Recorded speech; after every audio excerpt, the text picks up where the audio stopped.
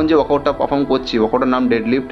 এটা একটি compound movement, strength ট্রেনিংয়ের মধ্যে one of the best exercise dead lift.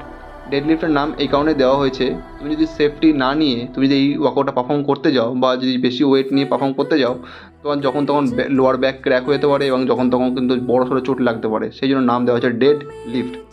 Advantage, তোমার স্ট্রেংথ, স্ট্যামিনা বাড়বে অ্যান্ড মেল টেস্টোস্টেরন হরমোন বডিতে বুস্ট করতে সাহায্য করে। যাদের গোল ফ্যাট লস কিংবা মাসেল বিল্ডিং, ছেলে কিংবা মেয়ে, সবার জন্য এই ওয়ার্কআউটটি খুব বেনিফিশিয়াল। পশ্চার এবং টেকনিক সবসময় ঠিক রাখবে।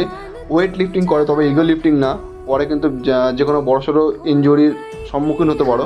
তো সেই জন্য ওয়েট যখন লিফট করবে সবসময় সেফটি বজায় রেখে ওয়েট লিফট করবে, আর প্রপার পশ্চার এবং টেকনিক ঠিকঠাক করে। তো যে কোনো ওয়েট লিফটিংয়ের পরে এই ধরনের স্ট্রেচিংগুলো করতে পারো, যাতে তোমার বডি ফ্লেক্সিবিলিটি বজায় রাখে। Thank you.